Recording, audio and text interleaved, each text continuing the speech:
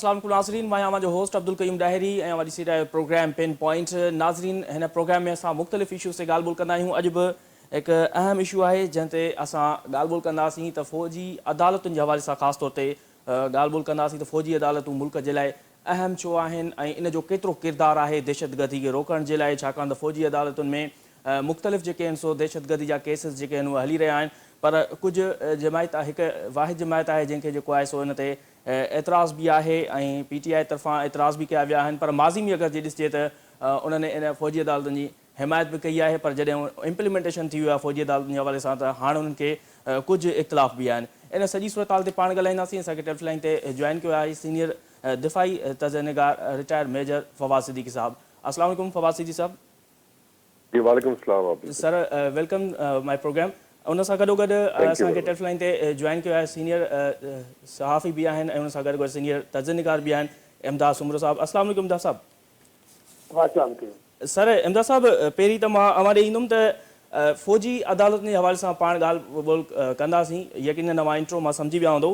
Sir, फ़ौजी अदालतूं मुल्क जे लाइ केतिरो अहम आहिनि?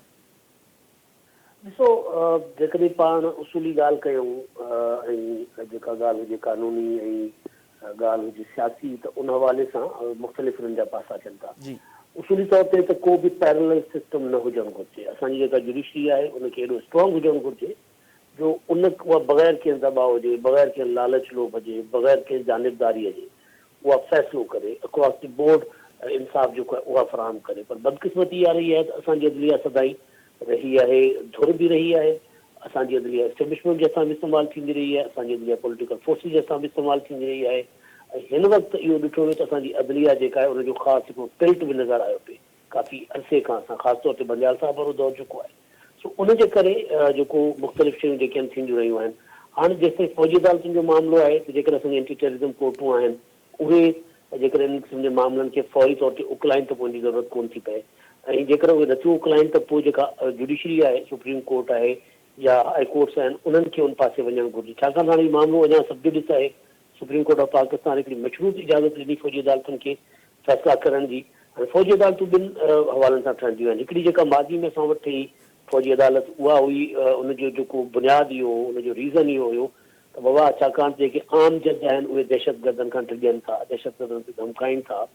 उनजे करे असांखे जेके आम जज आहिनि उहे दहशतगर्दनि खे ख़ौफ़ ॾेई रिलीफ ॾेई था छॾनि। प्रोसिक्यूशन जो जेका शिकायत रही बाबा जजिस फ़ैसिला नथा कनि पिया, इंसाफ़ नथा फ़राहम कनि। उनजे करे इहो कुझु चयो बाबा फ़ौजी अदालतूं जेके हुजनि उहे बिना ख़ौफ़ ख़तरे जे ख़ासि तौर ते दहशतगर्दनि जे ख़िलाफ़ जेके हार्डकोर दहशतगर्द हुआ उन फ़ैसिले ख़िलाफ़ फ़ैसिला ॿुधाईंदा। हीअ थोरी डिफरेंट सिचुएशन आहे। हिननि मामलनि खे जेकॾहिं फ़ौजी अदालतुनि जे बजाए एंटी टेररिज़म कोर्टुनि में स्ट्रॉन्गली प्लीड करे, प्रोसिक्यूशन पंहिंजो प्रॉपर किरदारु अदा करे ऐं अदलिया इंसाफ़ फ़राहम करे त पोइ फ़ौजी अदालतूं ज़ाहिर में मामिलो न वञे हा। ज़ाहिर फ़ौजी अदालतुनि में मामिलो वञणु मुल्क लाइ काउंटर प्रोडक्टिव आहे। ऐं इहो नथो चवां कि इहो को गैर क़ानूनी आहे या गैर आइनी आहे, सुप्रीम कोर्ट फ़ैसिलो कंदी। पर पॉलिटिकली जेकॾहिं ॻाल्हि कजे त पॉलिटिकली उहा काउंटर प्रोडक्टिव आहे। उहा ॾिसो त 2022 खां इमरान ख़ान जी हुकूमत जेका आहे उहा ख़तमु थी आहे। इमरान ख़ान ऐं हुनजी जेका पार्टी कोशिशि कंदी रही, लॉबिंग कंदी रही ॿाहिरि, पर को स्ट्रॉन्ग वॉइसिस उन्हनि लाइ उतां कोन थिया। ऐं जीअं फ़ौजी अदालतुनि जा फ़ैसिला आया त यूरोपियन यूनियन जी स्टेटमेंट बि आई, उनमें GSP प्लस स्टेटस बि असांखे यादि कराए वियो। इहो चयो वियो बाबा तव्हां वाइदा वेही कया आहिनि, उहे तव्हां वाइदा टोड़े थिया पिया इन जे ज़रिए, जेतोणीकि असांजो अंदरूनी मामिलो आहे। पर ज़ाहिर आहे पाकिस्तान आइसोलेशन में नथो रही पियो सघे। सो पॉलिटिकली इहो काउंटर प्रोडक्टिव आहे। जेकॾहिं ऐं उनजो जेको ज़िम्मेदार आहे ऐं मुकमल तौर ते पाकिस्तान जे अदालती सिस्टम खे सम्झां थो। जेकॾहिं अदालतूं प्रॉपर इंसाफ़ कंदा त पोइ शायदि असांखे पैरेलल सिस्टम न ठाहिणो पए। ऐं ॾिसो जेके हर ख़ासि मौक़े खां पोइ अलॻि सां अदालती सिस्टम असां वटि अचे थो पियो। इहो ज़रूरु आहे त दुनिया में बदिलंदड़ हालतुनि सां गॾु अदालती निज़ाम खे तब्दील कयो वेंदो आहे, पर उहो सिस्टम हिकिड़े अदालती जे सिस्टम अंदरि ई रहंदो आहे, पैरेलल सिस्टम न हूंदो आहे। असां वटि त हीउ जेको आहे पैरेलल सिस्टम जेको आहे इहो ठहियो आहे। सो पैरेलल सिस्टम बहरहाल कंहिं सूरत में उहो क़ाबिल तारीफ़ न आहे हूंदो, मजबूरी थी सघे थो। अच्छा इमदाद साहब, मां चाहींदुमि त इन ते असां कॉमेंट वठूं फवाद सिद्दीकी साहब सां। फवाद साहब, यकीनन आपने गुफ्तगू भी सुनी होगी इमदाद सुमरो साहब की, लेकिन मैं आपको ये बात पूछना चाह रहा हूँ कि फ़ौजी अदालतें जो हैं इनका पस मंज़र क्या है सर? जी बहुत बहुत शुक्रिया अब्दुल करीम साहब। देखिए फौजी अदालतें जो पाकिस्तान की तारीख है ये कोई नई बात तो है नहीं। 1951 से कहानी शुरू हुई है और आपको मुझसे बेहतर समझते हैं रावलपिंडी कंस्पिरेसी केस है, ट्रिब्यूनल हुए, उसके बाद लाहौर में जो दंगे फसादात हुए उस वक्त के उसमें भी कायम हुई थी। जी और जो इस वक्त जो माजी करीब में इनकी स्टैब्लिशमेंट है वो 2014 का साना एपीएस पेशावर था, जिसकी वजह से इनकी जो जरूरत है उसको समझा गया और इनका अमल जो है वो इनका जो क़याम है वो अमल में लाया गया। जिस तरह इमदाद साहब ने बात की, देखिए इसका जो कोर चीज तो वही है कि ये ऐसे केसेस डील करती है टेररिज्म के कि जो केसेस शायद एंटी टेररिज्म या दूसरी अदालतें के जो जजेस हैं वो लेने से गुरेजा हैं due to the sensitivity of the accused. देखिए सारे केसेस हाई वैल्यू टारगेट्स के तौर पे या जो स्टैब्लिश्ड टेररिस्ट हैं उनके तौर पे आते हैं और ये इसकी वजह से 2014 के बाद जो एपीएस का साना हुआ और उस वक्त तमाम पॉलिटिकल जमातों को कॉन्सेप्ट लिया गया और कॉन्स्टिट्यूशन अमेंडमेंट के तहत 2 साल की मिलिट्री कोर्ट जो है क़याम अमल में लाए गए।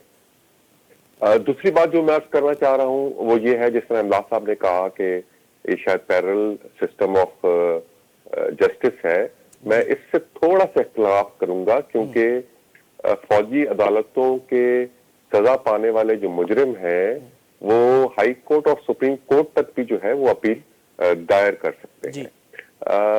देखिए ये जो अमेंडमेंट की गई हमारे पाकिस्तान आर्मी एक्ट 1952 के तहत, जिसमें सिविलियंस जो है उनको भी पाकिस्तान आर्मी टेक के तहत लाया गया, उसकी एक बहुत फंडामेंटल जरूरत पेश आई कि जी जो भी हसास इदारे के इलाके हैं, आप समझते हैं रिस्ट्रिक्टेड एरियाज होते हैं जी, और उसमें बहुत सारी ऐसी चीजें होती हैं जो कि नेशनल सीक्रेट एक्ट के तहत या नेशनल इंटरेस्ट के तहत जो है वो आ जाती हैं और उस पे हमला जो है वो पाकिस्तान की सालमियत पे हमला कंसिडर किया जाता है। हमारा जो आर्टिकल 245 है वो उस चीज की इजाजत देता है कि जब कभी भी गैर मामूली हालात मुल्क को दरपेश होंगे तो सिविलियन हुकूमत जो है in aid of civil power अफवाज पाकिस्तान को तलब कर सकती है। ये उसी की अम्ब्रेला के तहत अमेंडमेंट्स हुई हैं और उसी अम्ब्रेला के तहत जो है 2014 से मिलिट्री कोर्ट का क़याम जो है वो अमल में लाया गया। अच्छा फवाद साहब आप हमारे साथ लाइन पे रहिएगा, मैं इमदाद साहब के पास जाना चाहता हूँ। इमदाद साहब कुछ कमेंट करेंगे आप फवाद सिद्दीकी साहब की जो बात की है? नहीं बिल्कुल बिल्कुल ठीक बात कर रहे हैं, उसमें अपील का राइट भी है। मैं बुनियादी तौर पर इससे होता ये है जो मैं गुजारिश करना चाह रहा था, मैं उर्दू में इसलिए कर रहा हूँ ताकि उनको सिद्दीकी साहब को बात मुकम्मल समझ आ जाए। मेरा ख्याल है पहले भी उन्होंने सिंधी में तो सारी बात समझ ली थी, लेकिन बात जो मैं करना चाह रहा था बेसिकली कि हमारे जो जुडिशियल सिस्टम उसको स्ट्रांग होना चाहिए ताकि इस चीज की जरूरत ही ना हो।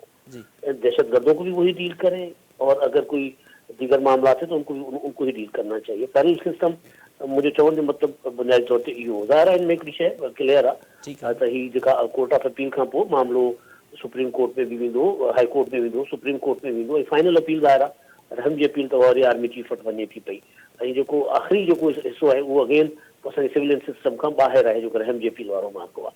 सो थोरो ज़ाहिर आहे उनजो जेको इंटरनेशनली जेका उनजो जेको आहिनि असांखे मसला जेके आहिनि दरपेश ईंदा, पर इंटरनेशनल मामलनि खे छॾे करे असांखे पंहिंजे सिस्टम खे स्ट्रॉन्ग करणो आहे त उन लाइ ज़रूरी इहो आहे त असांजो जेको सिविलियन सेटअप आहे अदालत जो उहो वधीक स्ट्रॉन्ग हुजणु घुरिजे। सर जीअं सिविलियन जी अवां ॻाल्हि करे रहिया आहियो, अवां छा था सम्झो त फ़ौजी अदालतुनि जी हिमायत में अवामी राय कीअं आहे? ॾिसो हिन मामले में मुल्क पूरो तक़सीम आहे। हाणे जेका माज़ी में बि रहियो आहे तक़सीम, अव्हांखे यादि हूंदो इमरान ख़ान जे दौर में जॾहिं फ़ौजी अदालतुनि जो हिकिड़ो जी तरमीम थी पे त उन ते पीपुल्स पार्टी वोट कयो हुयो, पर सेनेटर रज़ा रबानी रोईंदे वोट कयो, चयो मां पार्टी जी पॉलिसी जो पाबंद आहियां हिन जे करे वोट ॾिनो आहे, पर मां उन ते उन्हनि पंहिंजो तकरीर कई, हुन में रुना उनमें सदाई इहो तक़सीम रहंदी आहे। तक़सीम कुझु वधीक आहे ऐं ज़ाहिर आहे हिन वक़्तु जेकॾहिं फ़ौजी अदालत जे हक़ में आवाज़ आहिनि त उन्हनि जे मुखालफ़त में बि हिकिड़ा आवाज़ जेके आहिनि उहे असांखे ॿुधण में अचनि था पिया। अच्छा इमदाद साहब इहो बि फरमाइजो त फ़ौजी अदालतुनि जी हिमायत में अहम तरजीहात कहिड़ा आहिनि, अव्हांखे छा थो लॻे? ॾिसो बुनियादी जेका शइ हिन वक़्तु जेके फ़ौजी अदालतूं आहिनि उहे त जीअं मूं पहिरीं चयो जेको पॉलिटिकल टिल्ट हुयो जी हिकिड़ी ख़ासि पॉलिटिकल पार्टीअ ॾांहुं अदालत जो, जी त मूंखे ज़ाहिर आहे हाणे फ़ौजी अदालतूं आइन में बि आहिनि, कानून में बि आहिनि, सुप्रीम कोर्ट में मामलो जी आहे जी ऐं हुन खां हटी हिकिड़ी ॻाल्हि वां ॿुधायां त 14 ऐं 15 मार्च ते इमरान ख़ान जी गिरफ़्तारीअ लाइ अरेस्ट वारंट जारी कयो इस्लामाबाद जी हिकिड़ी ठीकु आहे। अदालत।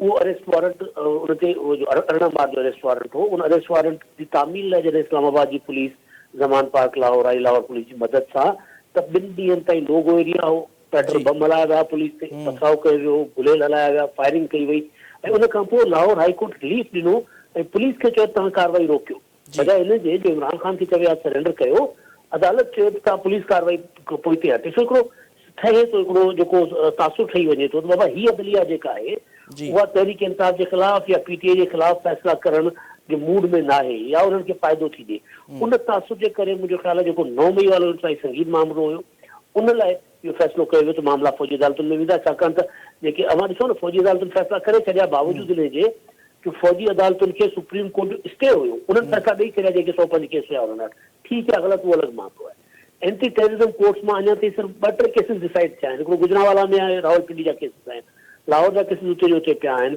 हाई प्रोफाइल केसिस आहिनि, यास्मीन राशिद आहे, एजाज चौधरी आहे, महमूद रशीद आहे, शामूद कुरैशी आहे, बताते ख़ुदि इमरान ख़ान आहे।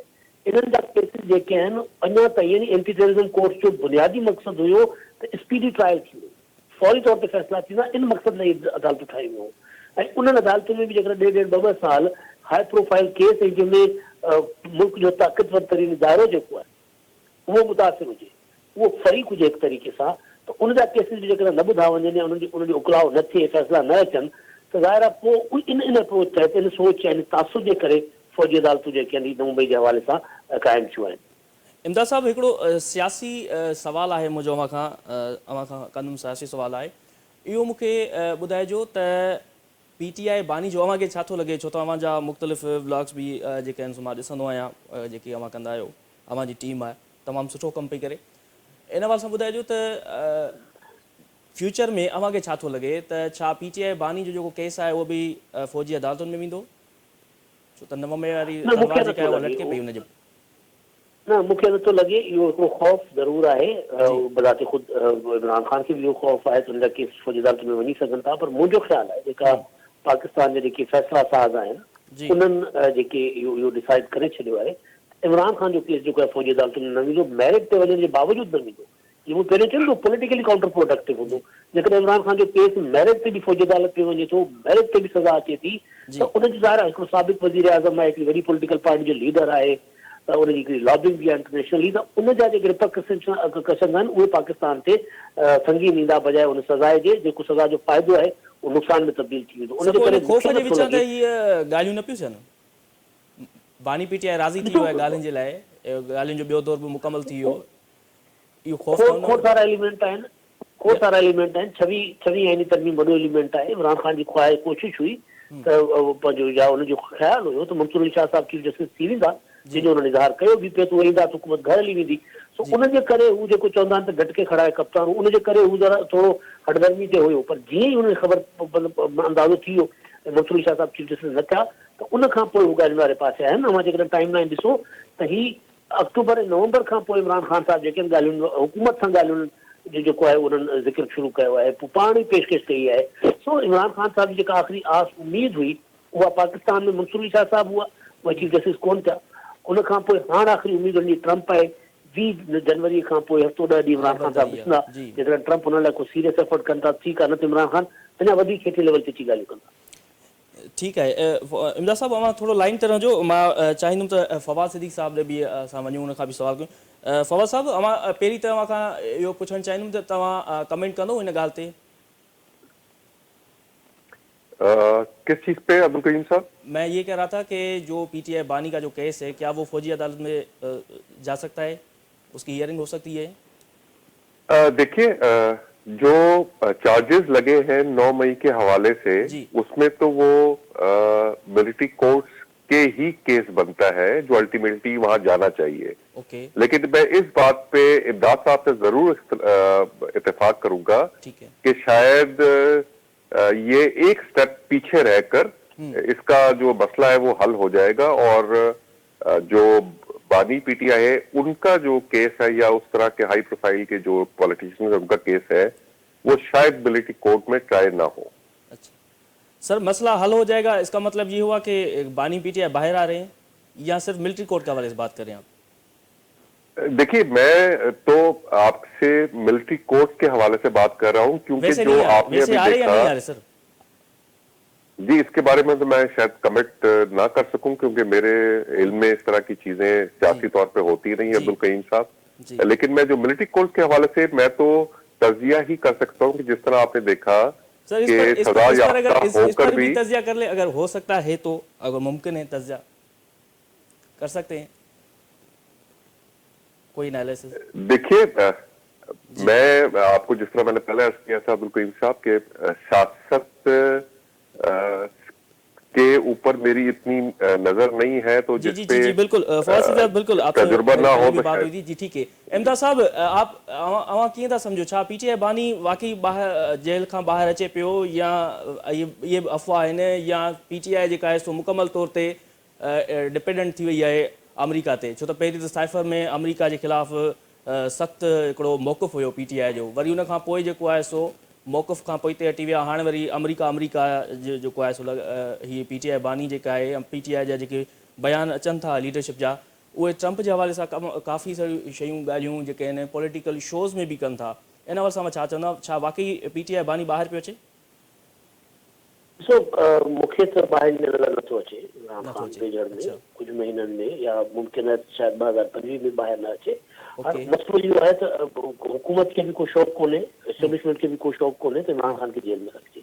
पर असल ॻाल्हि इहा आहे त ज़ाहिर आहे हीअ मामला पॉलिटिकल हूंदा आहिनि, इन में कुझु गारंटीज़ थींदियूं आहिनि, कुझु वादा वईद थींदा आहिनि। नवाज़ शरीफ़ साहब जेके वाइदा कया उन पूरा कया हुआ। नवाज़ शरीफ़ साहब वापसि तॾहिं आया जॾहिं मोहतरमा बेनज़ीर भुट्टो शरीफ़ वापसि आयो मुशर्रफ वारे दौर में। जी उन खां पोइ नवाज़ शरीफ़ खे वापसि आणण लाइ सऊदी अरब जो किरदार अदा कयो। हाणे बेनज़ीर अची वई आहे, नवाज़ शरीफ़ खे बि वञणु ॾियो। सो नवाज़ शरीफ़ पंहिंजे वाइदे ते क़ाइमु रहिया आख़िर वक़्त ताईं। इमरान ख़ान साहब उनजी गारंटी रखी हुआ।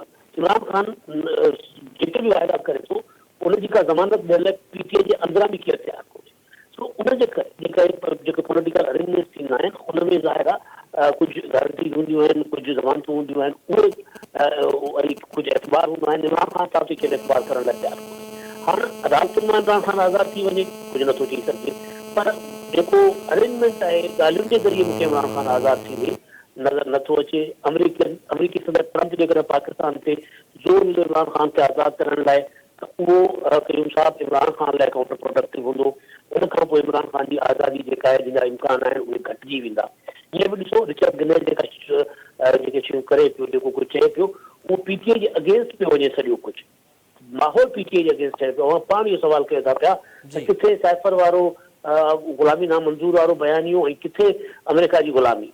सो बज़ाते ख़ुदि पीटीआई जे अंदरि पीटीआई जो जेको हिकु आम सपोर्टर आहे, कल्ट न, उहो बि सवाल करण ते मजबूर आहे त भई असां केॾांहुं पिया वञूं। सो अमेरिका जी सपोर्ट इमरान ख़ान लाइ मुंहिंजो ख़्यालु आहे फ़ाइदेमंद न साबित थींदी। इमरान ख़ान खे हुनजो पॉलिटिकल बि नुक़सानु थींदो ऐं इस्टेब्लिशमेंट ऐं हुकूमत बि पोइ बीह रहंदा रहो। हाणे त जेकॾहिं ॿाहिरां प्रेशर पियो अचे त पोइ त असां इमरान ख़ान खे आज़ादु न कंदासीं।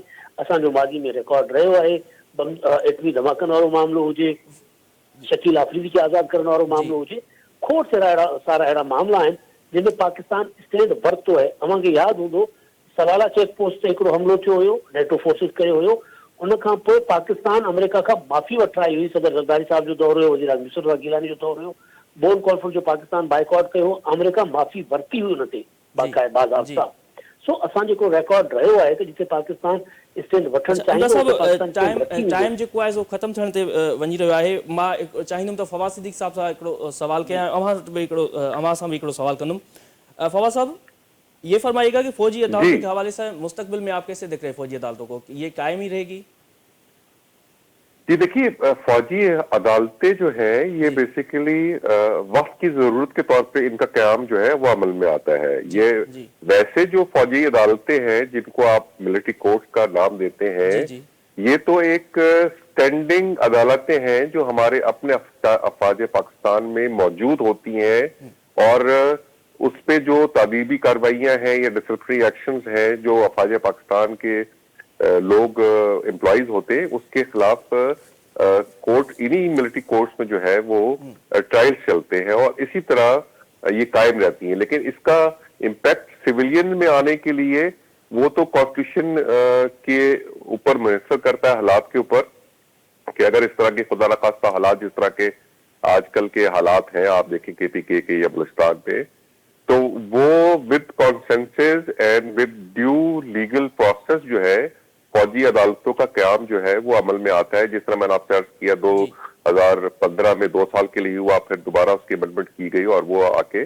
2019 तक चला।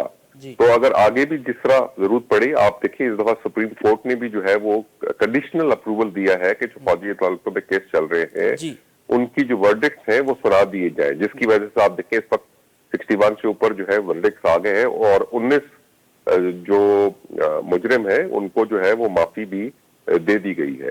तो ये डिपेंड करता है हालात के हिसाब से। Continuation of special military courts to involve civilians ये हर वक्त तो है नहीं, लेकिन स्टैंडिंग कोर्ट तो हमारे अफवाज पाकिस्तान में रहते हैं और इनके जो वहां के जो ड्यू प्रोसेस है डिसिप्लिन का उसमें इनका बहुत ज्यादा अमल दखल होता है। ठीक है फवाद साहब, मैं इमदाद साहब से चाहूंगा कमेंट कर। इमदाद साहब, फौजी अदालतुनि जे मुस्तक़बिल जी हवा सां अवां जी कहिड़ी राय आहे?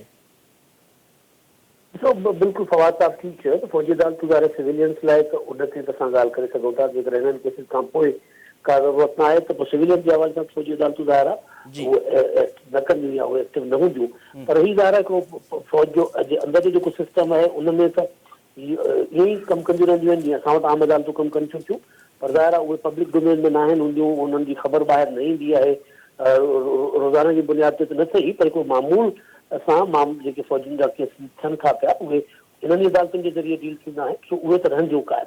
सिविलियन जे हवाले सां उहो त हिकिड़ो हाणे सुप्रीम कोर्ट जे फ़ैसिले ते मुनहसिर आहे त सुप्रीम कोर्ट जेकॾहिं फ़ैसिलो बरक़रार रखे थी पंहिंजो आइनी बेंच सुप्रीम कोर्ट वारो फ़ैसिलो फौजी अदालतुनि खे कलअदम करार ॾियण वारो, त पोइ ज़ाहिर आहे सिविलियन जे हवाले सां फौजी अदालतुनि वारो जेको आहे बाब बंदि थी वेंदो। पर जेकॾहिं अदालत आइनी करार ॾिए थी फौजी अदालतुनि खे सिविलियन जे हवाले सां त पोइ अॻिते हली काॾी सूरत हाल पैदा थींदी या इवन नौबे जा ॿिया केसिस जेके आहिनि उहे फौजी अदालतुनि में वञी सघनि था, डिपेंड करे थो सुप्रीम कोर्ट जे फ़ैसिले ते।